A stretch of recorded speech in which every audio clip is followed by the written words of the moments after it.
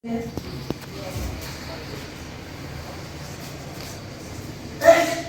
है प्रोटॉन की संख्या प्लस न्यूट्रॉन की संख्या। नाभिक में जो रहेगा उन्हीं का योग जो होता है हमारा न्यूक्लियन कहलाता है।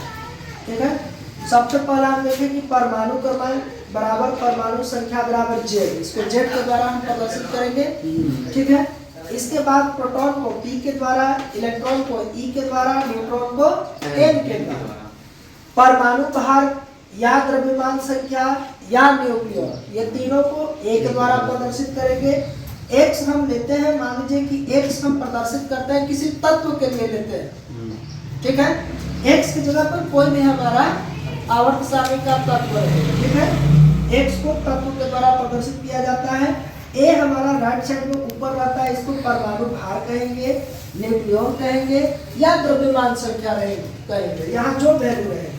जेड हमारा है, इसको हम परमाणु क्रमांक कहेंगे और इसको हम परमाणु संख्या भी कहेंगे, क्योंकि परमाणु क्रमांक ही परमाणु संख्या कहलाता है।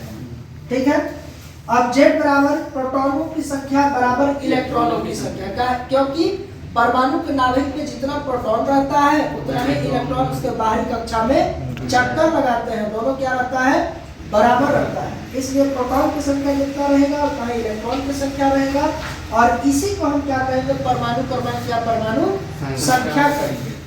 न्यूट्रॉन बराबर, अब हमको न्यूट्रॉन अगर निकालना होगा तो परमाणु भार में से प्रोटॉन हम क्या करेंगे, घटा देंगे, हमको मिल जाएगा न्यूट्रॉन की संख्या। न्यूक्लियन हमको निकालना रहेगा तब प्रोटॉनों की संख्या प्लस न्यूट्रॉनों की संख्या, यानी कि परमाणु के नाभिक में जो दो हमारे हैं उनको हम जोड़ देंगे, हमारा टोटल न्यूक्लियन की संख्या मिल जाएगा, या हमको परमाणु भार मिल जाएगा या हमको द्रव्यमान संख्या मिल जाएगा। इन दोनों को जोड़ने के बाद हम एग्जांपल से देखते हैं।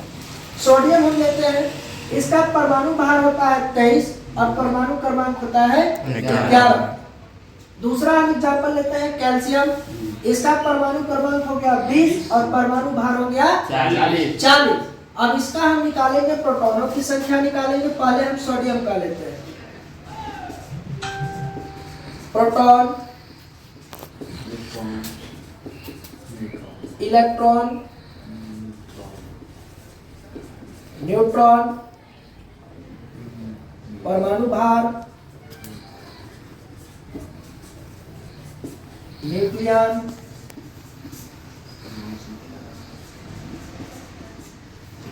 ठीक है, द्रव्यमान संख्या,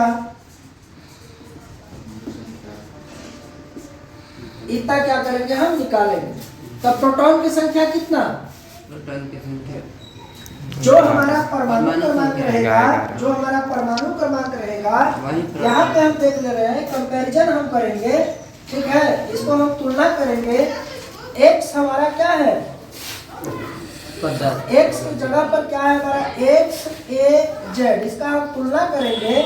एक्स की जगह पर हमारा सोडियम है, ए की जगह पर हमारा 23 है और जेड की जगह पर हमारा 11 है। इसका तुलना करते हैं इससे और इसका तुलना करते हैं इससे, तो जेड को हम क्या लिख सकते हैं, जेड को हम प्रोटॉन की संख्या पी के द्वारा भी लिख सकते हैं, जेड को इलेक्ट्रॉन की संख्या ई के द्वारा भी लिख सकते हैं। तब प्रोटॉन की संख्या हमारा हो गया 11, और जितना हमारा प्रोटॉन रहेगा उतना ही हमारा यहाँ देख रहे हैं कि इलेक्ट्रॉन रहेगा।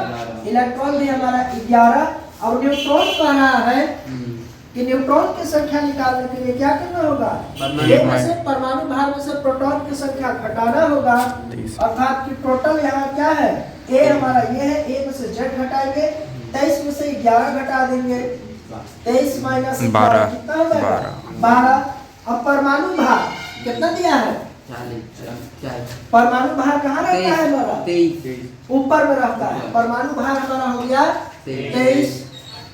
न्यूक्लियन कितना रहेगा, 23। प्रोटॉन प्लस न्यूट्रॉन की संख्या, तो प्रोटॉन प्लस न्यूट्रॉन की संख्या यहाँ पे योग जो दिया है 1, यदि हमारा कितना हो गया 23। द्रव्यमान संख्या हमारा कितना हो गया 23। ये हम निकाले सोडियम का। ठीक है, पहला का सोडियम का हम आपको निकाले। ठीक है, करिए आप लोग निकालेंगे। ठीक है, कैल्शियम का हम देख रहे हैं कि परमाणु संख्या 20 है और परमाणु भार कितना है 40। ठीक है। हम कैल्शियम का देखेंगे, तो कैल्शियम का देखेंगे तो कैल्शियम पहले हम यहाँ लिख लेंगे। पहले तो हमारा फॉर्मूला आएगा, इसके साथ हम कंपैरिजन करेंगे, हमारा आसानी से हो जाएगा। पहले हम लिख लेंगे x के साथ यहाँ लिखेंगे a और यहाँ लिखेंगे z और इसी को लिखेंगे हम कैल्शियम और ऊपर में लिखेंगे 40 और नीचे में लिखेंगे 20। अब यहाँ पे हम देख रहे हैं कि Z को तुलना करेंगे इससे, तो Z बराबर प्रोटॉन बराबर इलेक्ट्रॉन, तीनों कंप्लीट हो गया। अब Z को हम क्या कहते हैं, परमाणु क्रमांक कहते हैं या परमाणु संख्या कहते हैं। ऊपर हम तुलना करेंगे इसको। अब इस A को हम न्यूट्रॉन प्लस प्रोटॉन भी कहते हैं, ठीक है। न्यूक्लियन संख्या भी कहते हैं। तो न्यूक्लियन संख्या देख रहे हैं कि प्रोटॉन प्लस न्यूट्रॉन को जोड़ के भी होता है, तो इसको हम इसके साथ तुलना करेंगे। तो ये देख रहे हैं कि हमारा क्या क्या दे रहा है, परमाणु भार दे रहा है, द्रव्यमान संख्या दे रहा है, न्यूक्लियन की संख्या दे रहा है, और इसमें से ये घटा देंगे तो हमारा न्यूट्रॉन भी मिल जाए। तो प्रोटॉन की संख्या कितना हो गया, 20। इलेक्ट्रॉन की संख्या कितना, जितना प्रोटॉन की संख्या रहेगा उतना ही इलेक्ट्रॉन की संख्या रहेगा 20। और न्यूट्रॉन की संख्या क्या रहेगा, हम घटाएंगे, किसमें से घटाएंगे, 40 में से 20 घटा देंगे, यानी कि परमाणु भार में से परमाणु ये क्या घटाएंगे, प्रोटॉन की संख्या घटाएंगे, तो हमारा क्या मिलेगा, ये भी 20।